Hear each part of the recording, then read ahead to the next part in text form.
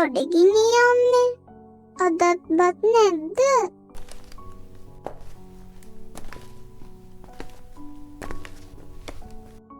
අඬන්නේ පාරත්තරන්දුවේ. හෙට උදේට අම්මා කුවින් හරි අල ටිකක් හරි හොයාගෙන ඇවිත් අම්බල දෙන්නම්. අදට වතුර බුරක් බීලා නිදා ගන්නකෝ.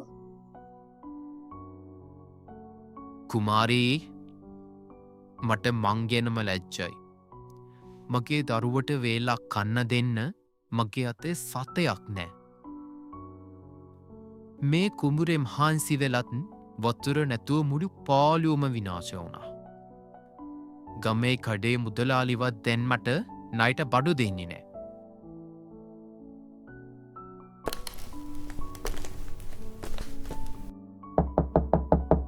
සිරිපාල දොරාරිනා මම දන්නව ඔය ඇතුළේ ඉන්නව කියලා.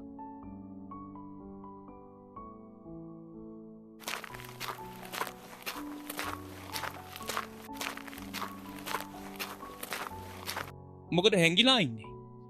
කොමගේ සල්ලි ණය ගනිද්දි දුන්නු පොරොන්දු දැන් මතක නැන්ද? අනේ මුදලාලි මහත්තයෝ වගාව ඔක්කෝම පාලු වුණා. මට තව සතියක් කල් දෙන්න. මම කොහොමාරි හොයලා දෙන්න. තව සතිය? බොරු කියන්න එපා සිරිපාල. ලැබෙන සතියේ සල්ලි දුන්නේ නැත්නම් ඔයාගේ ඔය වත්ත මම ලියාගන්නවා. මතක තියාගන්න. දැන් මොකද සිරිපාල අපි කරන්නේ? අපි පාරටද බහින්නේ? නෑ කුමාරි. මම හිට උඩෙන්ම අර වත්තේ අයිනේ බගල් නිදක් හාරන්න ගන්නවා. වතුර උල්පතක් හරි පෑදුනොත් මම මේ කුඹුර ආයෙත් පනගන්නවා. මං කොහොම හරි ඔයාලව ජීවත් කරවනවා. ගුණපාල මුදලාලිගේ තර්ජන මැද අසරණ වුණු සිරිපාල ඊළඟ දවසේ උදේම තමන්ගේ වත්තායිනි ලිඳක් කපන්න පටන් ගත්තේ කොහොම හරි වතුර ටිකක් හොයාගන්න කියලා හිතාගෙන. ඒත් යාළුවනේ ඔහුට හම්බුනේ වතුර නම් නෙවෙයි.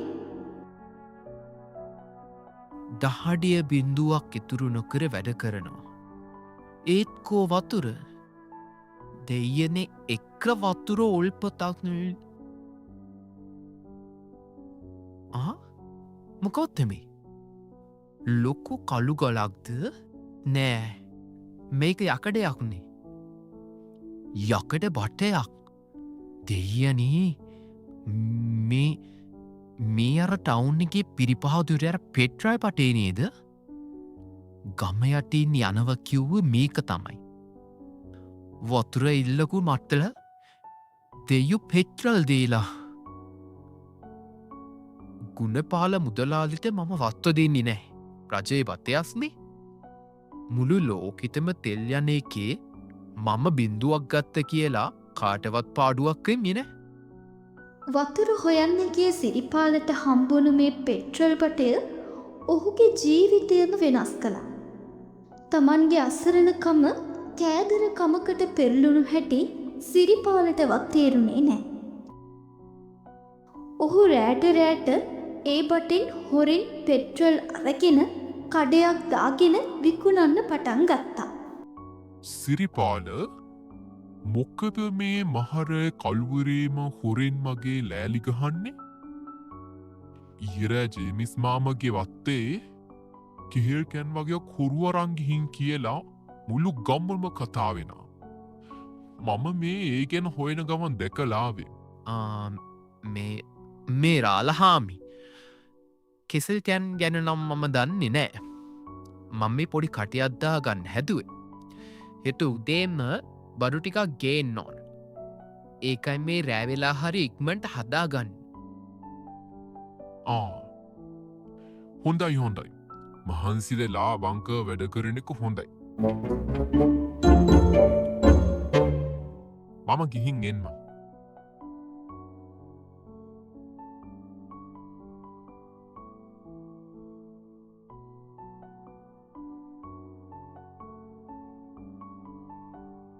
බුදු අම්මෝ සිරිපාල ඔයා මේ මොකක්ද කරගත්තේ?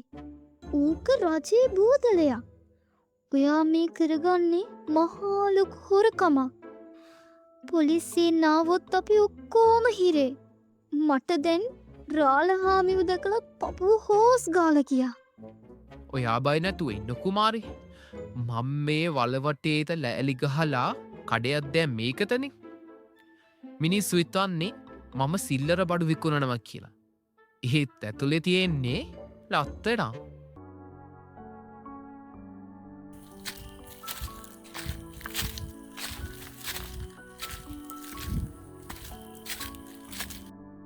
සිරිපාල මල්ලි කඩයොක් දාල වගේ බයිසිතරේ තෙල්ලිවරුණ ටවුන් එකට යන්න විදිහක් මේ ඔයාළඟ පෙට්‍රල් බෝතලයක්වත් නැද්ද මල්ලි ආරංචිද ගම අලු ත්‍රිස්තරේ අර ගුණපාල මුදලාලිගේ කඩේට පැනලා වන්දුරෙක් බනිස් ගෙටියෝ කෝමටික කාලලු මුදලාලි කෑගහගෙන වන්තුර පස්සෙ පන්නකොට කානුවිත්තටලා මුල්ඩු ගවම හිනායන හොඳ වැඩේ ඕකට.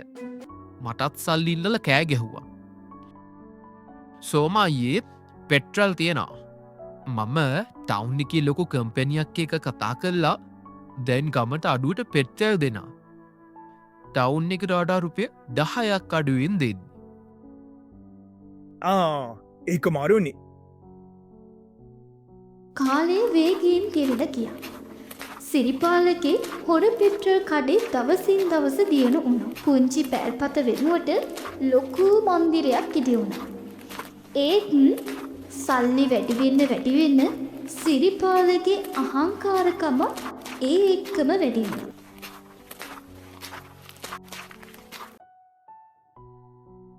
තාත්තේ මට මේ ලොකු බෝනික්ක අරන් දෙනවද?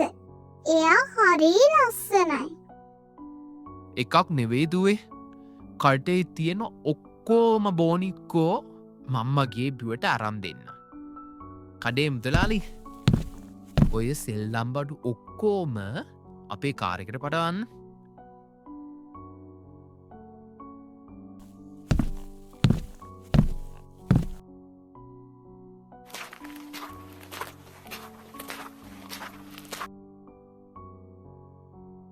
ඔහොම සල්ලි නාස්ති කරන්න එපා සිරිපාල. අපි සල්ලි ටිකක් පරිස්සම් කරගන්න ඕන. ගමේ මිනිස්සුත් එක එක කතා කියනවලු අපි ගැන. දැන් අපිට සල්ලි වලින් අඩුවක් මෑ කුමාරි. මම්ම තමයි මේ ගමේ ඉන්න ලොක්කුම සල්ලිකාරයා.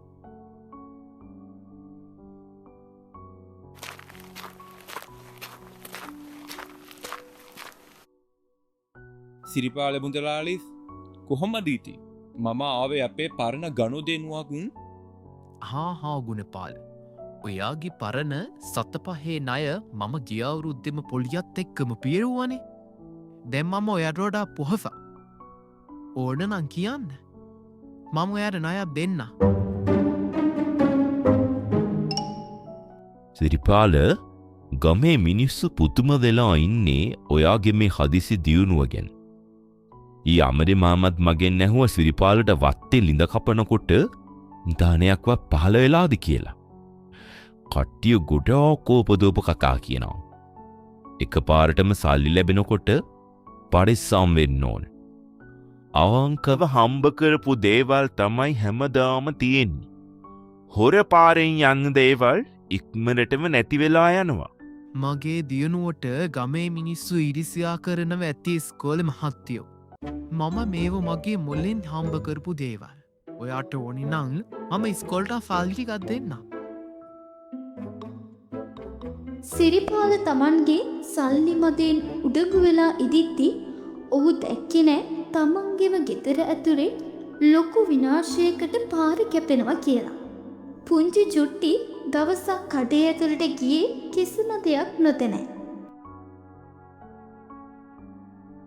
තාත්තා හැමදාම මේ වගේ කහපාට වතුර පුරවනවා. මට සෙල්ලම් කරන්න දෙන්නෙම නෑ. මම බලන්න ඕන ගිනි කූරක් පත්තු කරාම කොහොමද කියලා. අම්මේ! තාත්තේ! මගේ තරුවා කුමාරී ළමේ ඇත්තොලේ. කුමාරි ළමයවත් බේරගෙන එළියට ආව විතරයි. මහා සද්දයකුත් එක්ක සිරිපාලගේ කඩේ ගේත් එක්කම පුපුරලා විනාශ වෙලා ගියා. මම හිතුවේ මම රජෙක් වුණා කියර කුමාරි. ඒත් මම කරලා තියෙන්නේ ලොකු අරද. අනුන්ගේ දේ හොරකං කරලා අසාධාරණ විගේට හම්බ කරපු සල්ලිවලින් මම හැදුවේ මාලිකාවක් නෙවෙයි ජිනිකාන්දා. මගේ කෑතරකම්මට මගේ දරුවගේ ජීවිතෙත් නැතිවෙන්න ගියා. අඬල වැඩක් නෑ සිරිපාල. දැන් වෙච්ච දේ වුණා. ඒත් අපේ පණ ටික බේරුණානේ. ඒකම ඇති. අපි සල්ලි නැතුව දුප්පත්ව හිටපු කාලේ මීට වඩා සතුටින් හිටියා. අපි ආයෙත් පරණ විදිහටම අපේ දේතේ මහන්සියෙන් ගොවි තැන් කරමු. ඔව් කුමාරි. හොරෙන් ගන්න සල්ලි ගින්දර වගේ. ඉක්මන්ට ඇවිදිලා ඉක්මන්ට අලුවෙලා යනවා. මම හෙටඉදං ආයි මගේ උදැල් අත්තට ගන්නවා. අවංකව හම්බ කරන සතේ වුණ අපිට සතට ගේනවා. ඔන්න ඔහොම යාළුවනේ සිරිපාලගේ කතාව අවසන් වුණේ.